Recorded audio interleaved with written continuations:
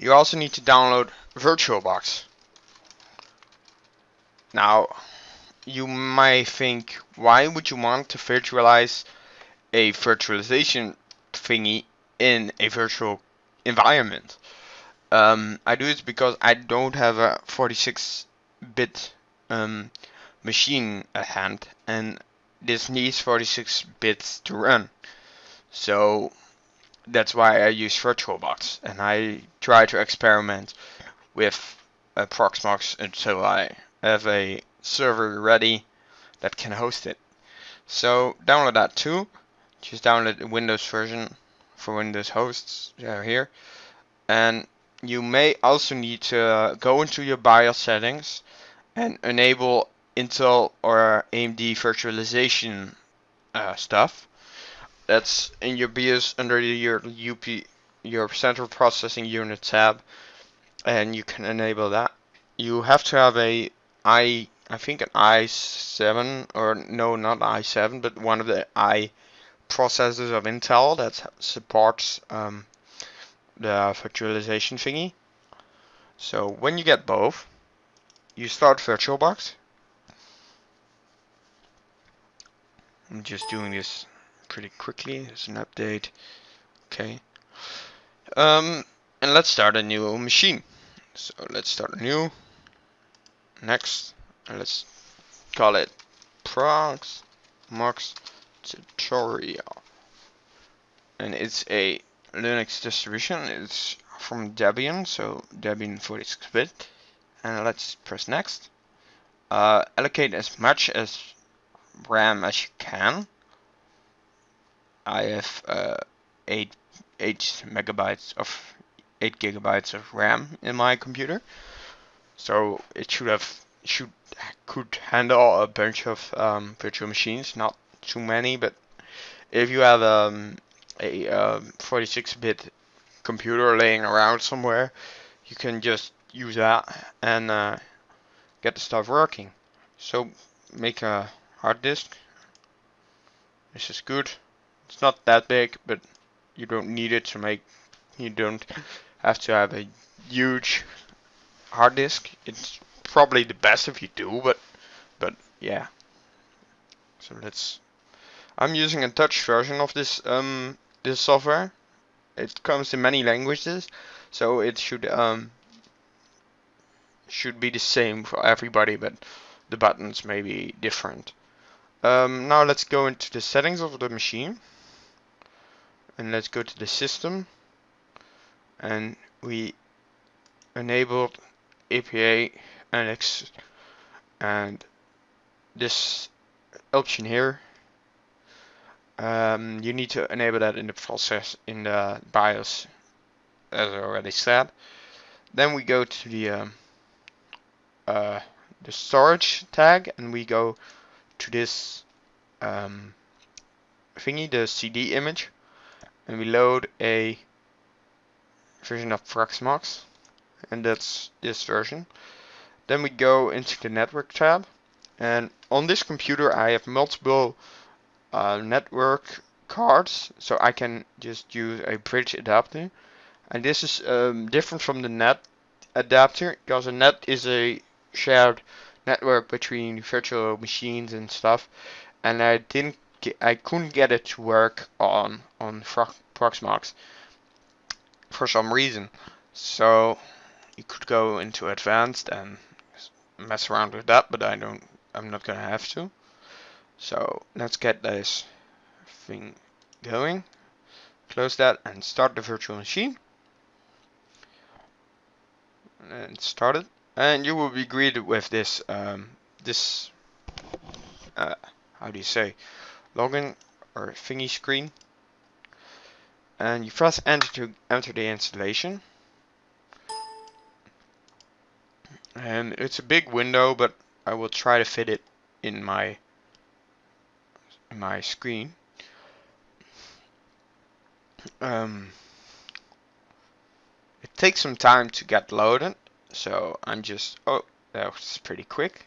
Normally it takes some time. So this is the agreement thingy, and you just hit agree in the bottom and you will be greeted with this interface, and we're just gonna hit next. And I'm in the Netherlands, that's good. So let's go next. Then you type in a password. I'm just gonna use YouTube,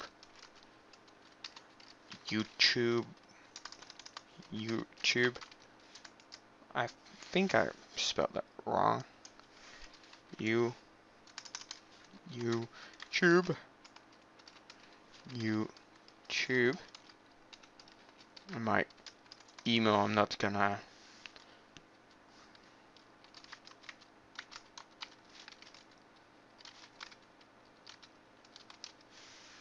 I'm not gonna put in my real email address. That's not my real email address, and I'm not gonna share that because I will get a lot of spam. So let's, in the host name, you need to think of a host name. I'm just gonna use YouTube Proxmox local. So that's the host name. The IP address is, I need to have it in the 100 range because my router is set up that way. So make sure you look into your router settings and see what the gateway is and if it's in a special range or something.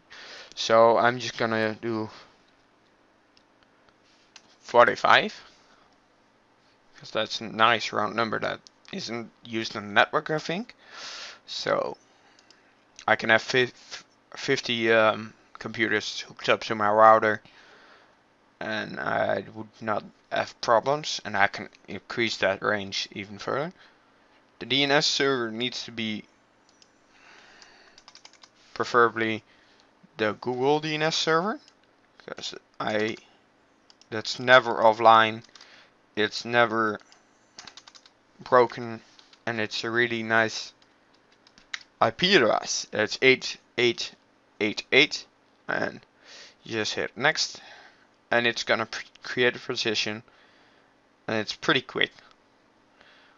I don't know if it will be this quick on a actual machine, but on a on this my computer as a virtual machine, it runs pretty fine.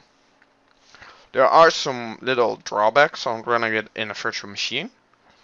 First drawback is that it's kind of, the computers are kind of too nested into each other, because I'm now hosting a virtual machine with Proxmox, and in that virtual machine I'm gonna run multiple virtual machines, and it's kind of virtualception, interception or inception, how do you call it? You host one virtual machine in another virtual machine, and that kind of messes up some things, but it's not noticeable on a not noticeable that much. But I think I can't run Windows on this because a virtual, just reboot it, because a virtual machine needs KVM, that's kernel virtualization mode or something, um, and that makes it kind of, if you have a virtual machine and you place another virtual machine inside that, it kind of messes up things, and it doesn't want to run Windows or other stuff. So now I'm just gonna quit the video, and in the next video I'm gonna show you how to set up a virtual machine and use it with the Proxmox. So I will see you for the next one. Thanks for watching. If you like it, please hit like, and if you want to see more stuff with Proxmox, I'll be happy to show you some tricks and some things. It's completely free. It's really nice. It's really easy, and I think I'm gonna use this a lot when I have my server ready, and that will be sometime in the future because I don't have the money for a server. So yeah. that's it for this tutorial, and I see you guys next time.